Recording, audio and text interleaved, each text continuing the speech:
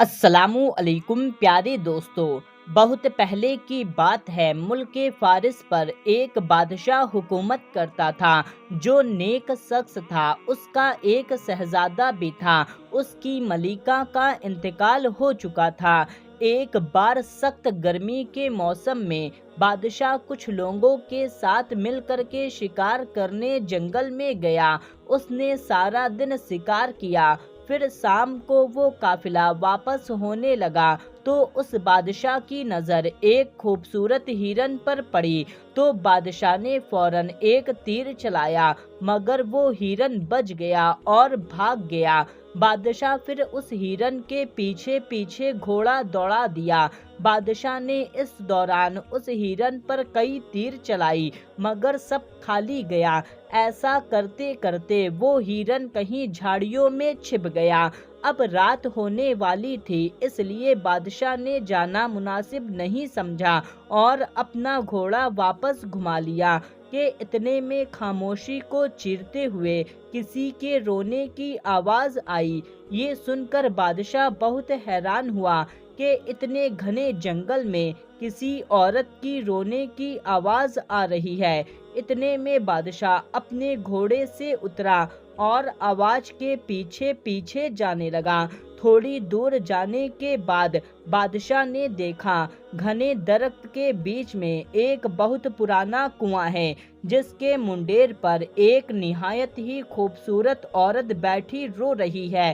اس کا رنگ دودھ سے زیادہ سفید اور اس کے بال سنہرے تھے جو دور سے ہی چمک رہے تھے۔ اس نے پھٹے پرانے کپڑے پہن رکھے تھے۔ بادشاہ اس کے پاس پہنچا اور نرم لہجے میں پوچھنے لگا، اے خاتون، تم کون ہو اور اس ویران جنگل میں بیٹھی کیوں رو رہی ہو؟ میں اس ملک کا بادشاہ ہوں، بتاؤ کس نے تم پر ظلم کیا ہے؟ تم کو انصاف ملے گا۔ عورت نے روتے ہوئے کہا، اے بادشاہ، میرا نام نگینہ ہے، میں پڑوسی ملک کی رہنے والی ہوں۔ میرا باپ مر گیا ہے اور میرے چاچاؤں نے میری جائیداد پر قبضہ کر لیا ہے اور مجھے اس جنگل میں مرنے کے لیے چھوڑ گئے ہیں۔ یہ کہہ کر وہ عورت زور زور سے رونے لگی۔ بادشاہ کو اس پر رحم آ گیا۔ چونکہ وہ عورت بہت خوبصورت تھی اور بادشاہ کی بیوی کا انتقال ہو چکا تھا، تو بادشاہ نے اسے اپنی ملکہ بنانے کا سوچ لیا۔ بادشاہ اسے اپنے محل لے گیا اور اگلے دن اس سے شادی کر لی۔ پورے ملک میں خوشیاں منائی جا رہی تھیں۔ یہ دیکھ کر کے شہزادہ بھی بہت خوش ہوا۔ اس کے بعد وقت گزرتا گیا۔ نئی ملکہ کے آنے کے بعد بادشاہ کی طبیعت خراب ہونے لگی۔ وہ دنوں دن کمزور ہونے لگا۔ یہ دیکھ کر کے شہزادہ بہت پریشان ہوا۔ اس نے ملک کے بڑے بڑے حکیموں اور طبیبوں سے بادشاہ کا علاج کروایا، مگر کوئی فائدہ نہیں ہوا۔ دور دور سے حکیم آئے، مگر ان کو یہ بھی معلوم نہ چل سکا کہ آخر بادشاہ کو ہوا کیا ہے۔ بادشاہ کا رنگ سیاہ پڑ چکا تھا۔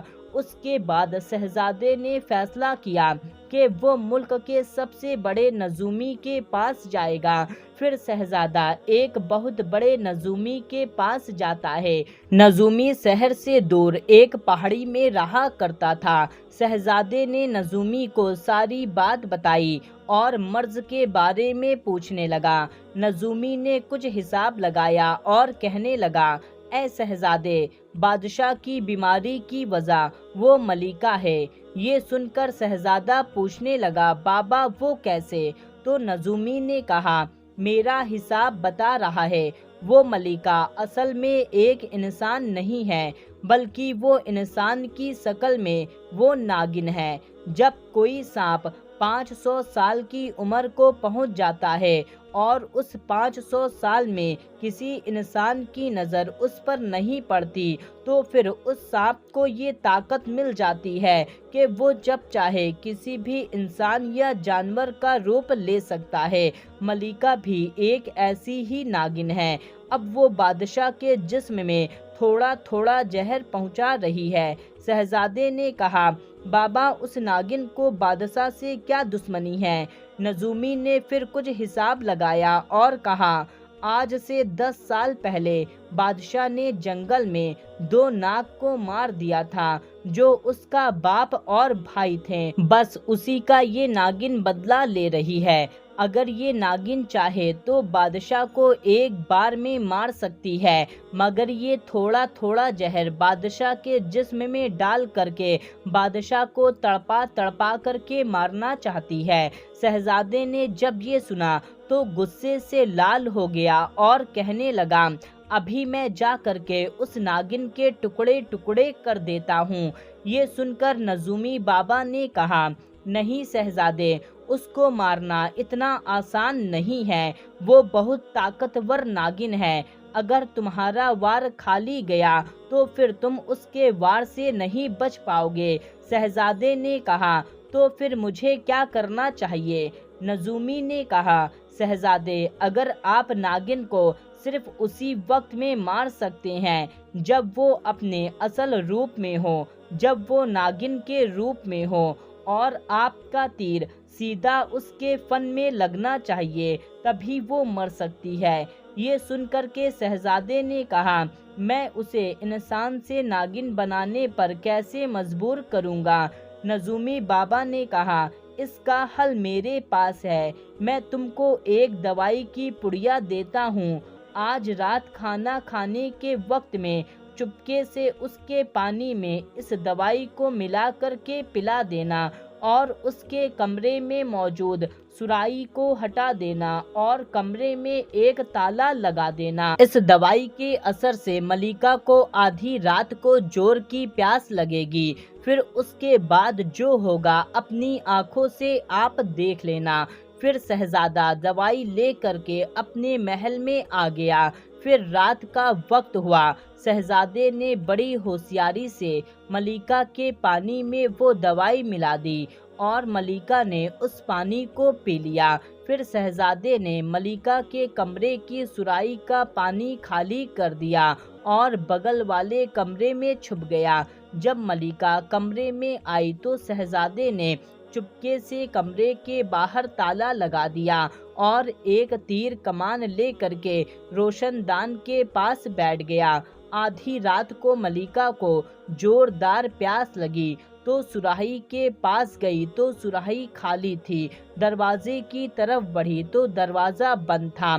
शहजादा ये सब देख रहा था। दोस्तों, उस कमरे में एक नाली थी जो गंदे पानी को बहाने के लिए बनाई गई थी। मलिका ने फैसला किया कि वो इस नाली से बाहर जा करके अपनी प्यास को बुझाएगी।